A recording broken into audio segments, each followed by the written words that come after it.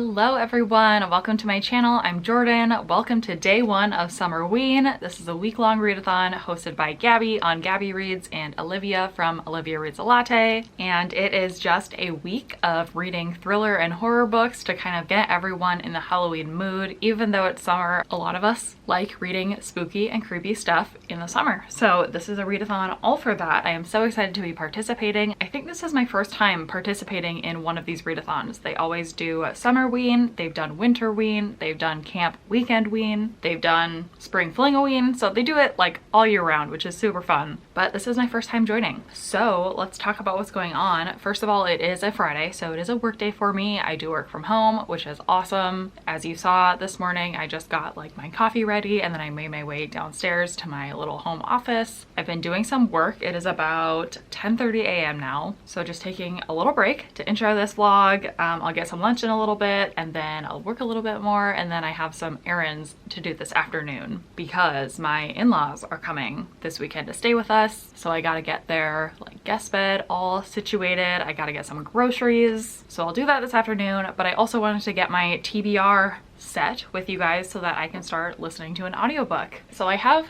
three like mandatory books or books that I am going to prioritize and should get done within the week. And then I have a few other books that I want to get to if I have time, but are not top priority. So let's talk about the number one book that I want to finish this week. It is Hidden Pictures by Jason Rekulak. I'm so excited for this book. It's a new release thriller. People have been raving about it. I believe it's about a girl who nannies a young child, and the young child is kind of creepy, and he makes very creepy drawings, which also appear throughout the book. I have just been waiting to read this book, and this week is finally the week. So this is one of the top priority books that I absolutely will be reading this week. The next two books on my TBR are kind of stretches. Like Summerween is mostly about reading thriller and horror books, you know, in like the Halloween vibe. I'm going to extend that also to mystery and sci-fi books because I don't read a ton of horror, so I don't have a ton of books that completely fit the theme for this readathon or the prompts or anything. And I don't want to read things that don't interest me, and I also don't want to buy books that I don't actually care to read. So we're just gonna make do with what I have.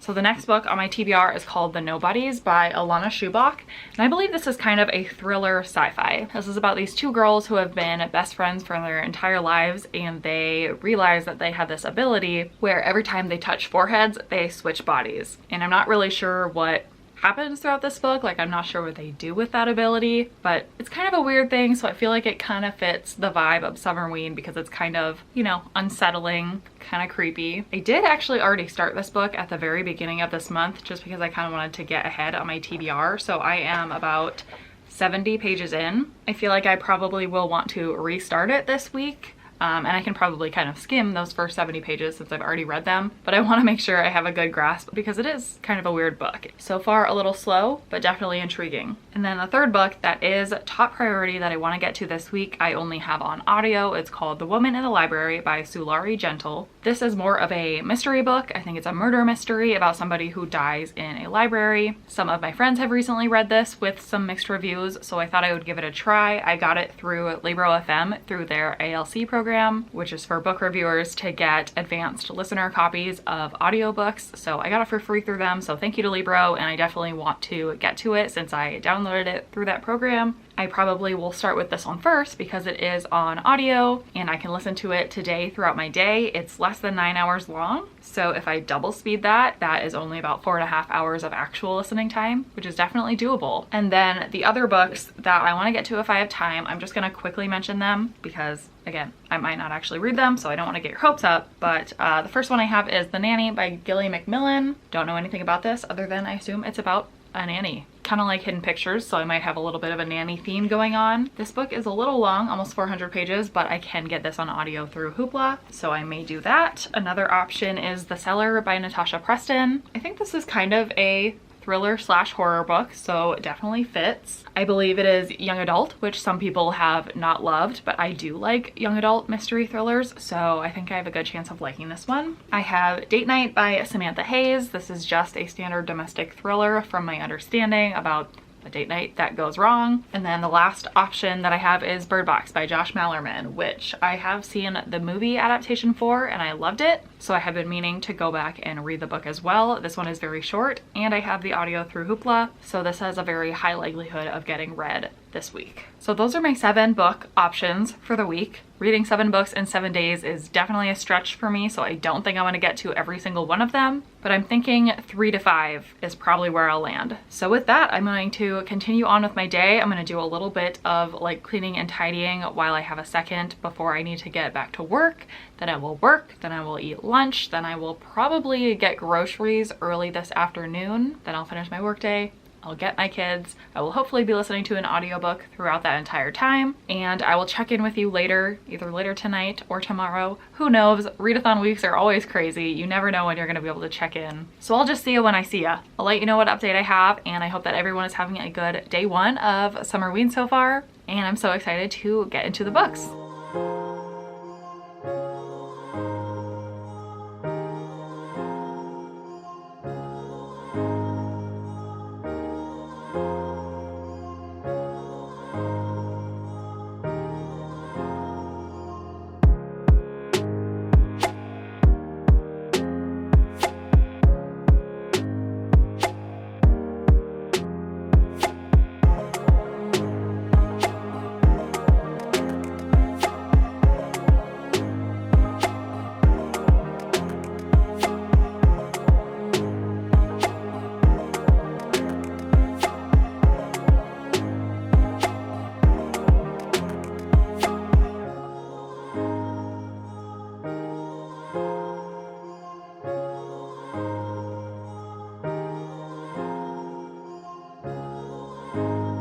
You wanna say hi? Hi. What's your name? Krissa. Krissa. How old are you? 2. 2. What are you watching out there? Food bear. Kung Fu Panda. Food panda. Yeah. I love you. I love you. All right, you guys, it is a bit later. It is 7:30 p.m. and I've got a lot to update you on. You wanna sit with me? No. No, you just wanna stand here? Okay. Most notably, I have already finished an entire book. I started and finished The Woman in the Library today, and it was a pleasant surprise. This is a very interesting book to describe. It's mostly a mystery, I would say, and it's like 3 different levels of books. So we are reading a book about an author named Hannah, I think is her name.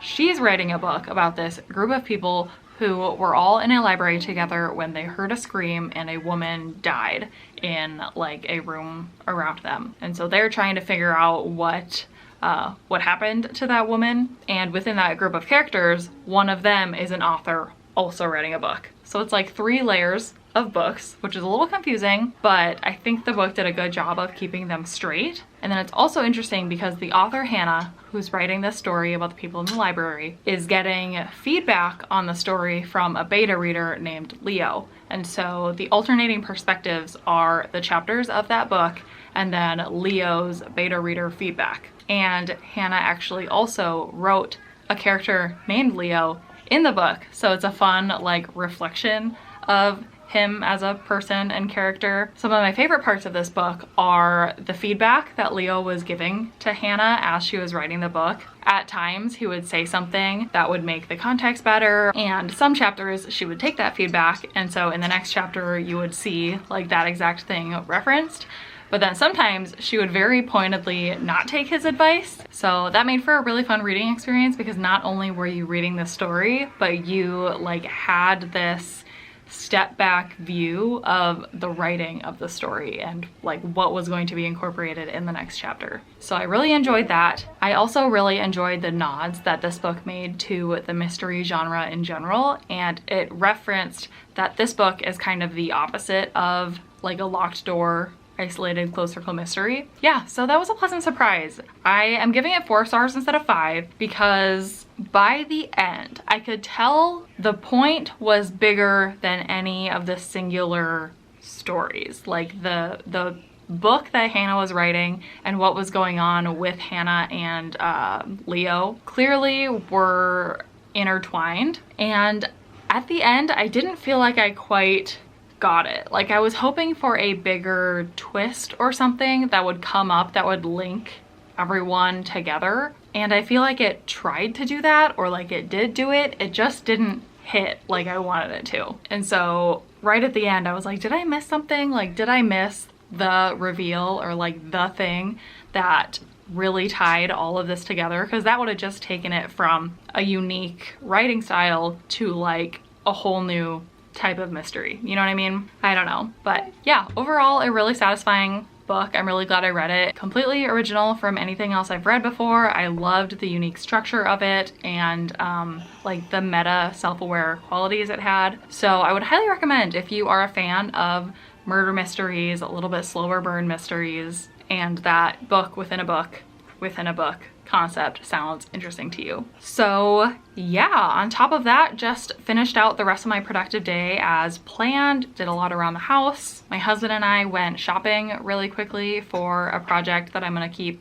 separate from this vlog and probably do a whole separate video on. And now we are just hanging out at home. My 1-year-old went to bed. My 2.5-year-old is still awake. Obviously, she's walking around this room right now. My in-laws are coming and they will be here in a little over an hour. So she's gonna get to stay up a little bit late so that she can see them before she goes to bed tonight. So I'm just gonna spend tonight hanging out with her and my husband and hopefully get a little more reading in. It's nice being ahead of the game, having a whole book finished on day one. I think the next book I'm going to attack is The Nobodies. So again, I've already started this, but I am gonna start it over, at least skim read what I already read just to refresh my memory. And so probably tomorrow I will be back with an update on this. I can give a little bit better of a synopsis and give some thoughts and see what else day 2 brings.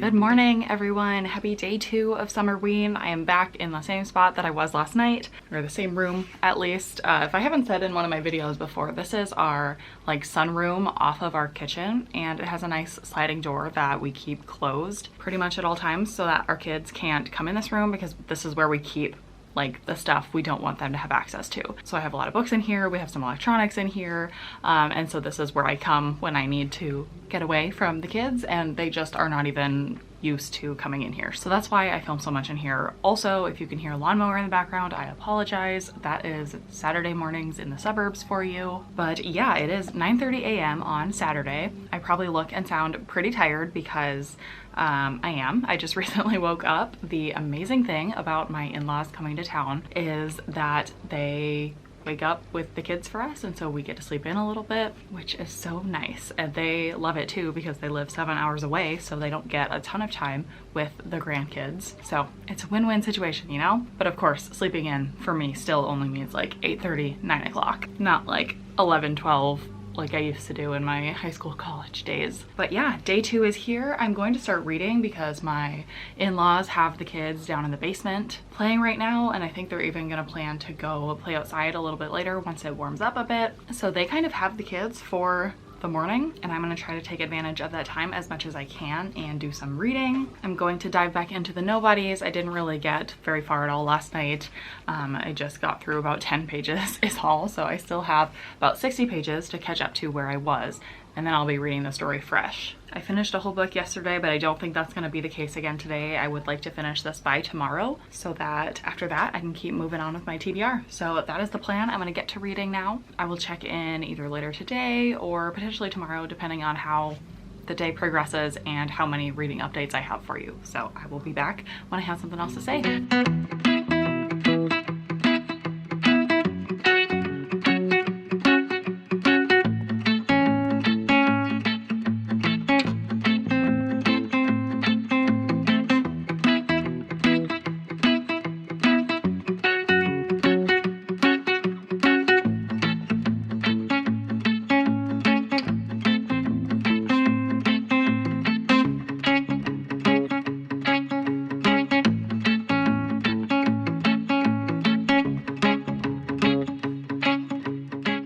right, hey guys, enjoy my Sunday mom look.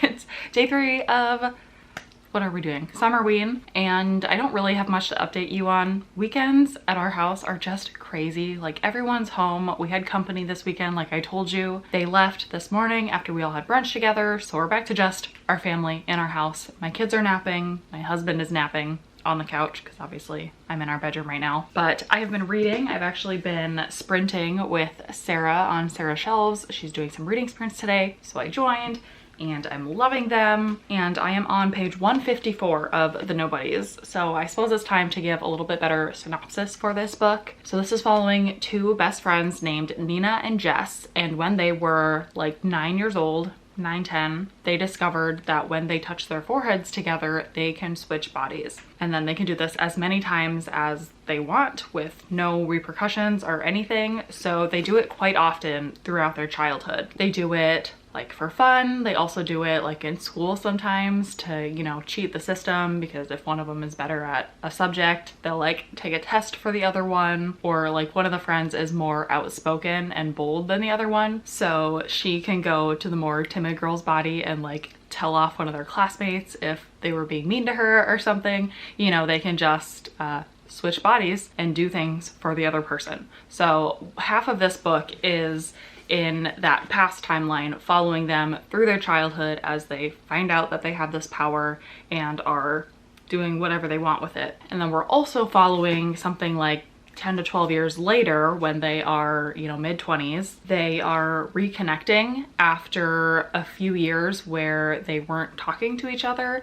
It's apparent that something happened to make them go apart, some kind of fight or falling out or something. I have not gotten to the point of finding out what that was, so I assume that'll be coming up here shortly, where we find out what exactly happened. And I'm really not liking that timeline of when they're adults, because like nothing's happening. They're just living their lives as adults and they're doing their switching thing again, but it's just very slow. So I'm really ready for some action here, but we only have like 100 pages left. Like I said, I'm on 154 and there's only like 264 pages in the whole book, so we have to be nearing whatever climax is about to happen. There are times where the discussion in this book is really interesting to me, because some things have happened where like they switched bodies and one girl kissed a boy and that would have been the other girl's first kiss, and so she's mad at her friend for like stealing that first kiss from her. And I think that's an interesting discussion of like formative experiences for a person,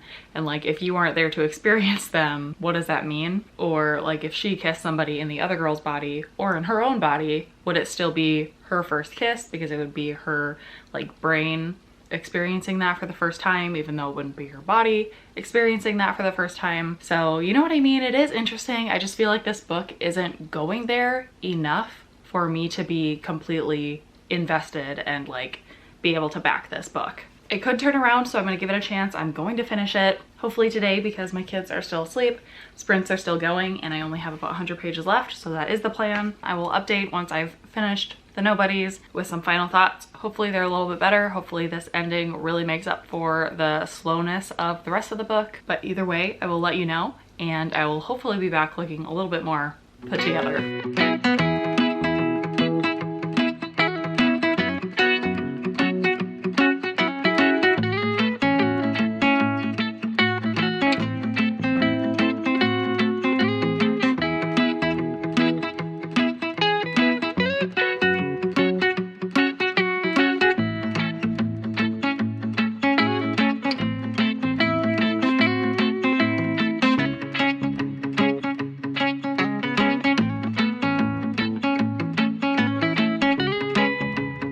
Good morning, guys. It is Monday morning, day 4 of Summerween already. It's going so fast. And let's see, it is 6:50 a.m. I just got back after dropping my kids off at daycare. I have a little while before I need to start working, and I have some things to update you on. First of all, yesterday evening I finished The Nobodies, and Oh, I'm so let down that I didn't enjoy this book. The synopsis was so intriguing to me, and the fact that the publisher sent it to me, I was so excited. It was just so mundane for me.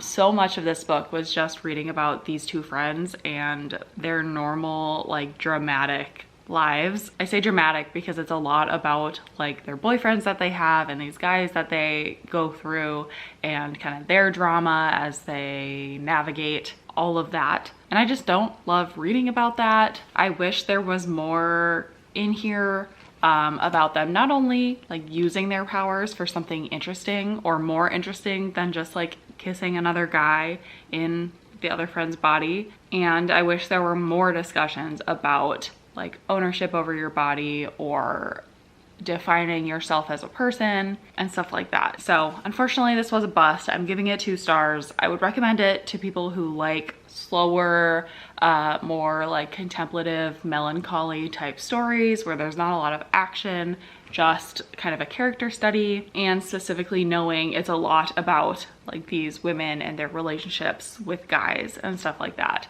I would actually recommend it to fans of The Turnout by Megan Abbott, which is a book I read in a recent video, which I also hated for very similar reasons. So if you happen to like that book, I think you would have a chance at liking this book too. So that is a bummer, but on a much better note, I also started Hidden Pictures last night, and last night I got to page 142. So I actually got a bigger chunk into it than I was expecting to. I was expecting to read, 50 pages or so before going to sleep, but I just wasn't tired. I just wanted to keep reading. And I am really enjoying this one. This book is just so easy to read, and I have the audiobook version in addition to the physical version, and I'm really liking the audiobook too. This is about a woman who is a former addict and she's in recovery.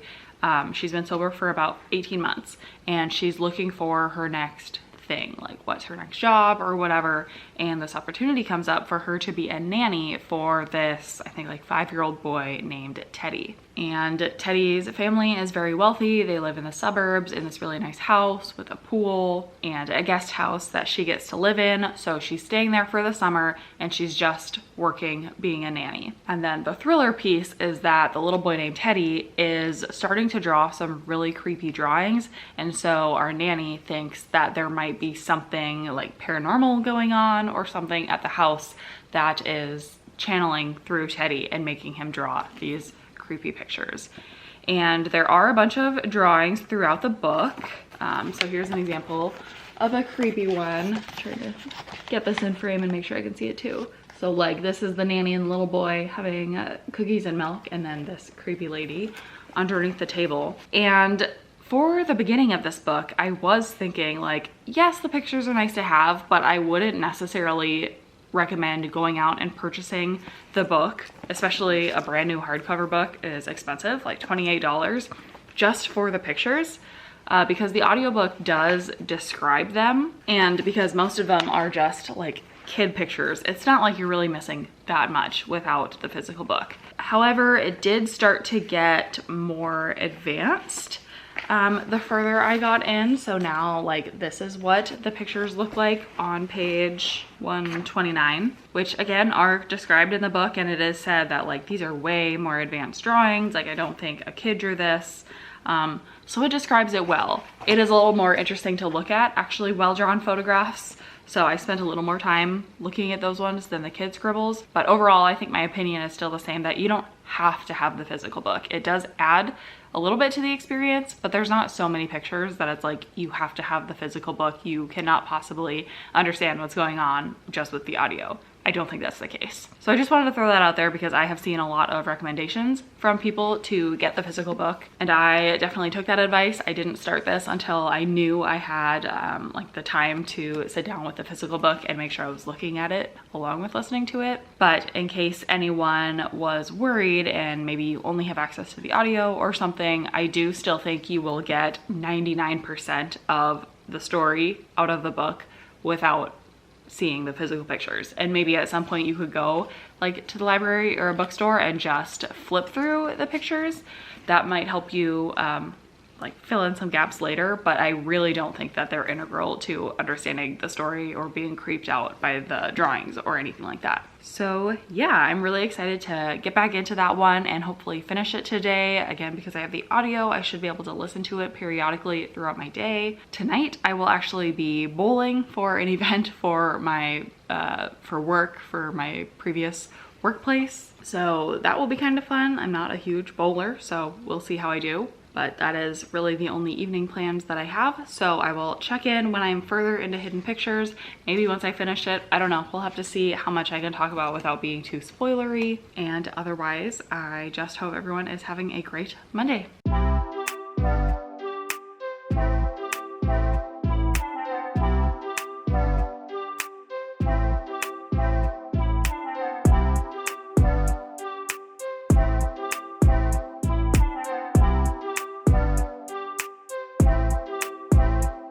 Right, you guys, it is a little bit later the same day.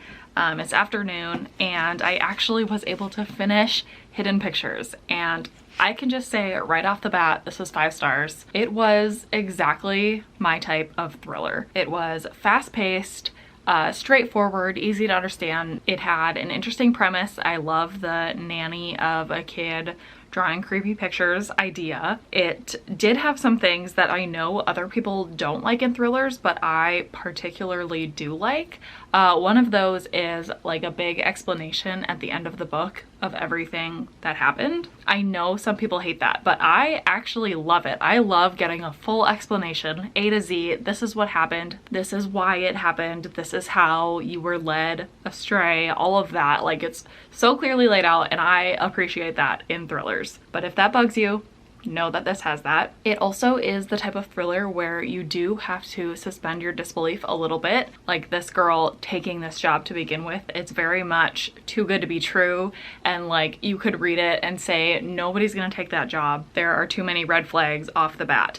And I think that's true, but obviously if you don't have a character who's going to do it, you don't have a story. So with that, yeah, definitely 5 stars. This goes up with some of my favorite thrillers that I can think of in recent history, like Riley Sager's Home Before Dark. I actually found some parallels in this book, or some comparisons that I could make to that book. This also had some pretty interesting discussions about addiction, and I liked that portrayal and how it was discussed in this book but never used as like a plot device, in my opinion, or it never like vilified it or anything. It reminded me a little bit, those parts reminded me of Heroine by Mindy McGinnis, which is another one of my all-time favorite books. That one is a young adult, hard-hitting contemporary, much more about heroin addictions, but this had elements of that, which I loved. So that is extremely exciting. I'm so glad that I read this for this readathon, and I'm so glad that I now get to sing this book's praises. So now, what am I going to read next? So I have the other 4 books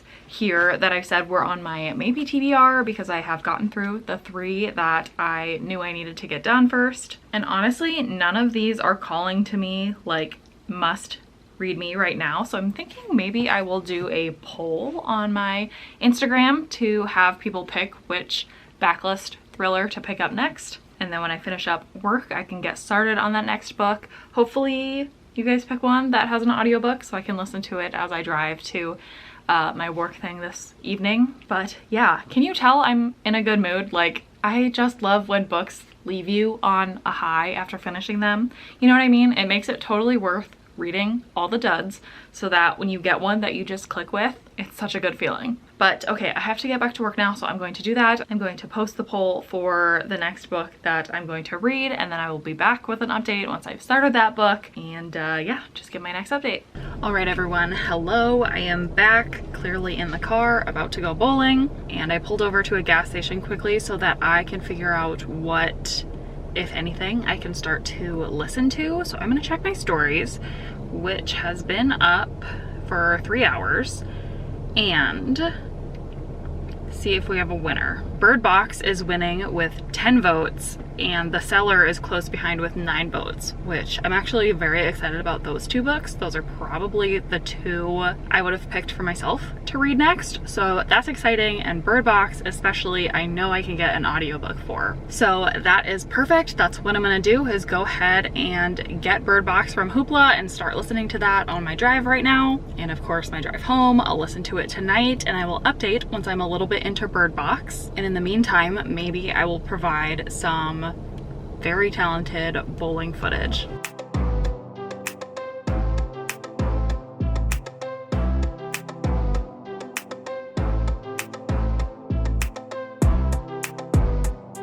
Hello everyone, happy, what is it today? Tuesday? Happy day 5 of the readathon. It is 11 o'clock right now. I have just been working this morning. I'm here in my home office.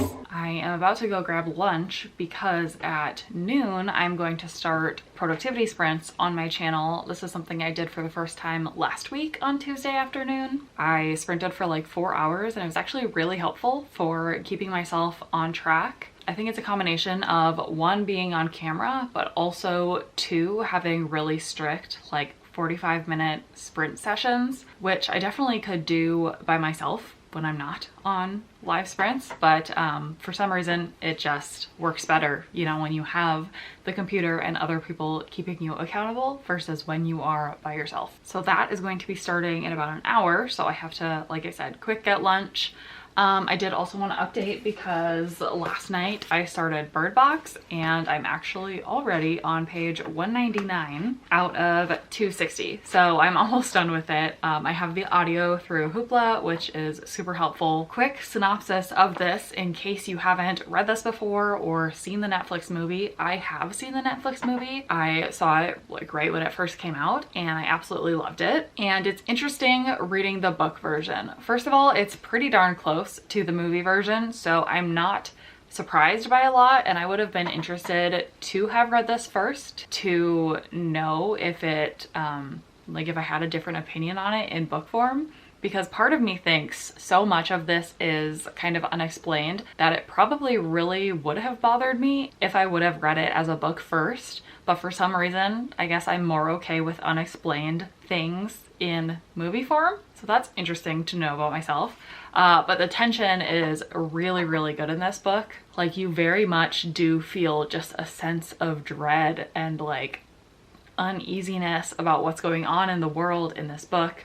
Synopsis, I forgot to even tell you. So this book is all about this very scary, unknown presence that comes to be in the world. And whenever anyone sees it, they go crazy and they immediately kill themselves and anyone in their immediate vicinity. So all over the world, people start killing themselves in really violent ways, and people start to find out it's because they're seeing things. So pretty much everyone still alive locks themselves in their houses and don't let themselves go outside and risk seeing whatever that being is, or if they do, they have to be blindfolded, and it very quickly becomes like an end of the world apocalypse type situation. And so we are following this character named Mallory. We're following her in 2 different timelines. First is when this thing first starts happening and how she like seeks shelter and refuge and finds a group of people to survive with.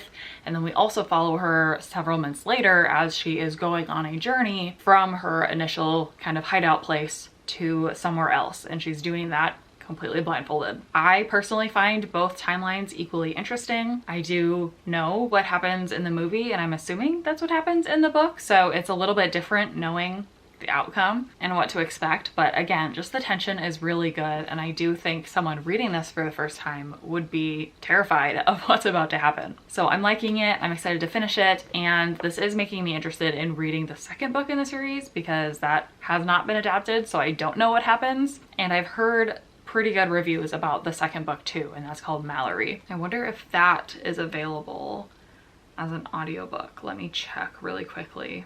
Doesn't look like it's on Hoopla. Let me check Scribd. Okay, it does look like I can get it. Oh, No, that's a Spanish version. Yeah, I don't think that's gonna work. Okay, it doesn't look like I can get the second book anywhere for free, but I will add it to my wish list and potential future library list as a book that I want to read in the future. But yeah, going well, so I will finish that at some point today, and of course update once I've done that. But for now, I'm gonna go eat lunch, I'm gonna finish work, do my productivity sprints, and then we will see what happens this evening. I'm guessing nothing too exciting, but I will just update when I have something else to say. 8, 9, 10. Ready or not, here I come. Is Chris in the closet? Where could she be? Is she in the hallway? Is she behind the dresser? Where could she be? Is she over there? There she is! No? Is he in there?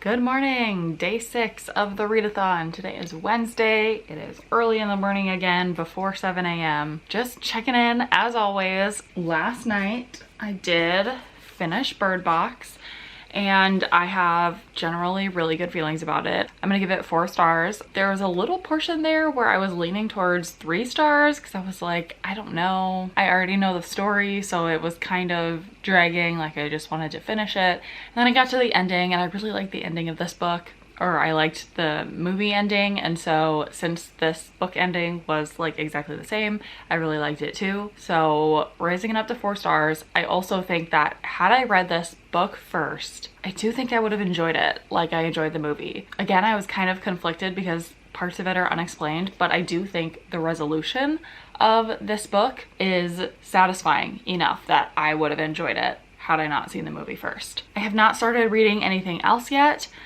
Because we have 2 days left, I'm thinking I'll be able to finish 1 more book, and I think I'm going to go with the book that got 2nd place in my Instagram poll. I'm gonna go with The Cellar. I have gotten some book mail recently that I was really tempted to swap in here, but I'm gonna stick with my goal of getting through my owned thrillers, the ones that I've owned for a while and I'm wanting to get through. This is much more of a backlist, and so if I don't make it a priority now, when will I? So I'm gonna go with The Cellar. I don't really know anything about it. For months, Summer is trapped in a cellar with the man who took her and 3 other girls, Rose, Poppy, and Violet. His perfect pure flowers, his family, but flowers can't survive long, cut off from the sun, and time is running out. So it sounds like a bunch of girls trapped in a cellar, I'm assuming trying to escape. That sounds pretty interesting to me. So I'm gonna get started on this a little bit before work this morning and then read it throughout today, and the plan is to finish it tomorrow.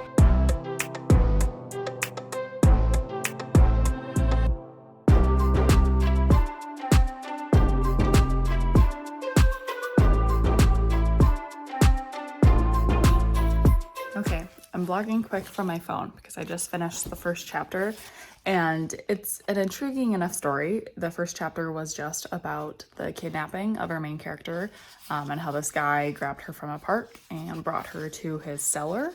But this book, I have seen reviews that say it's very young adult, which I was not worried about because I do like young adult thrillers, so I am fine with characters acting immature or it being about, you know, teenagers. But the number of times that this book has already said what the heck in 12 pages is making me laugh. I think the main character 3 times has said, like, what the heck is he doing? And the other thing to point out is I found 2 typos so far, which I'm not sure what that means. I didn't think this was a self-published. No, it looks like Sourcebooks is the publisher, so I think it's traditionally published. Yeah, so I feel like the editing should be better, and I'm not typically someone to nitpick like grammar and stuff like that because I have not studied English. I don't know everything about grammar and writing, but one was the wrong word being used. It said wondering instead of wandering. And then the other was grammatical saying I was almost as shocked by what was actually down here than I was relieved. So I was almost as shocked than I was relieved. Like it should be, I was more shocked than I was relieved, or I was almost more shocked than I was relieved, but I don't know. We're gonna keep giving it a chance. I will keep reading it. Just some interesting findings so far that definitely aren't helping the book, but I will give the story more of a chance for sure.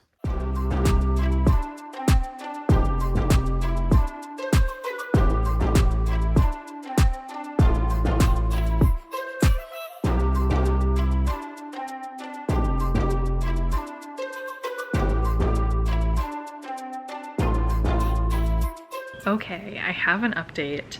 I'm much further into the cellar.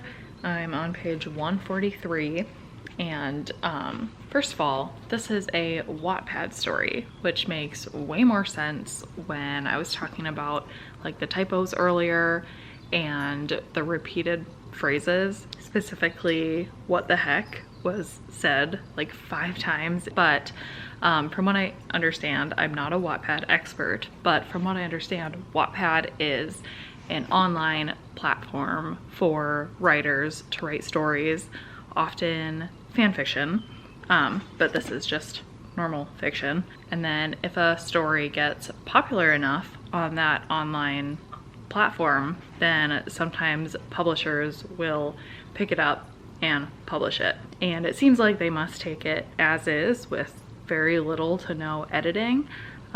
So that makes sense why grammar errors and things like that would get through this type of published book. The only other Wattpad book that I've read is After by Anna Todd.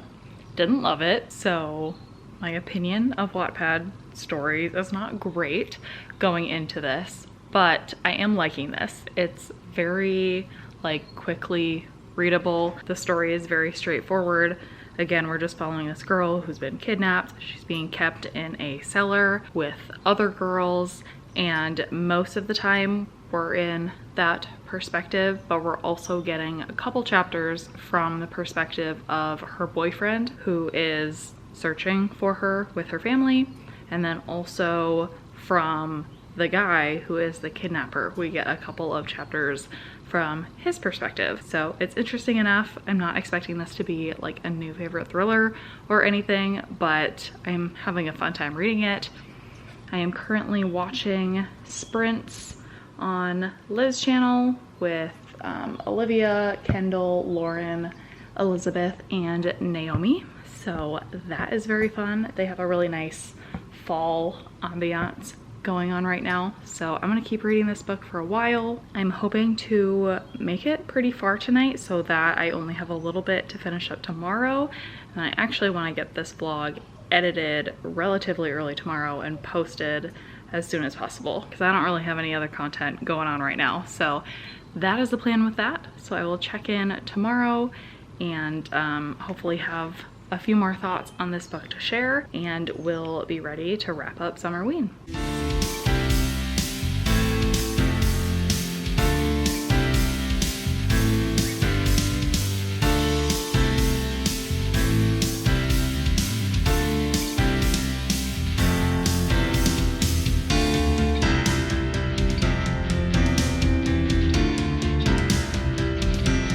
All right, you guys, it is officially the last day of Summerween. It is Thursday. It is the afternoon. I wanted to wait to check in until I finished the last book, and I have. I finished The Cellar, and I'm disappointed by it. I'm going to give it 2 stars, but not for the reasons that other people that I've been seeing have put on Goodreads. Most of the reviews from people I follow on Goodreads have said that this book is very young adult feeling, but I actually feel the opposite. Even though our main character is a 16-year-old girl who gets kidnapped, the stuff that happens in here is pretty dark, and about 3/4 of the way through I was like, is this a slasher? Because a lot of killing is happening, and I wasn't expecting that, and to me it was fairly graphic, like nothing that I couldn't handle or that I don't think most thriller readers could handle, but honestly more than most thrillers that I read. So I'd consider it pretty dark in subject matter, and for that reason,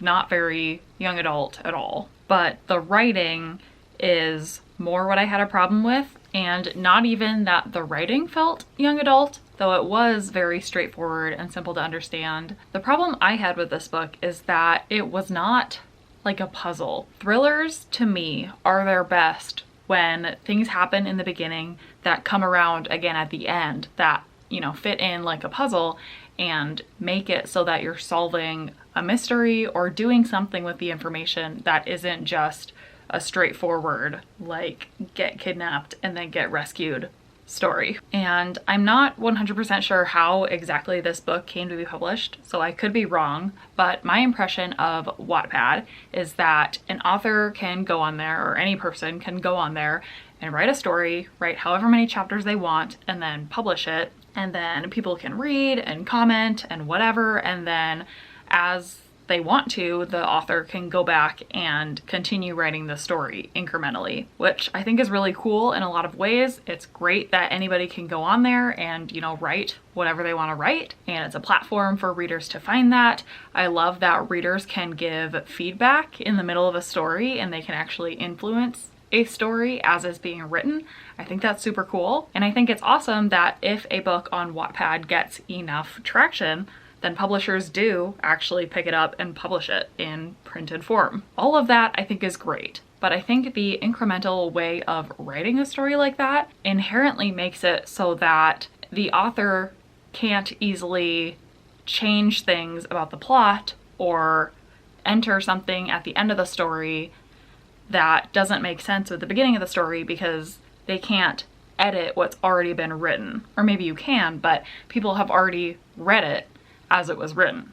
Does that make sense? So I'm not sure if this book went through any developmental edits before being published, but it just felt to me like it was a story that just, once it was going in the direction it was going, it couldn't be stopped.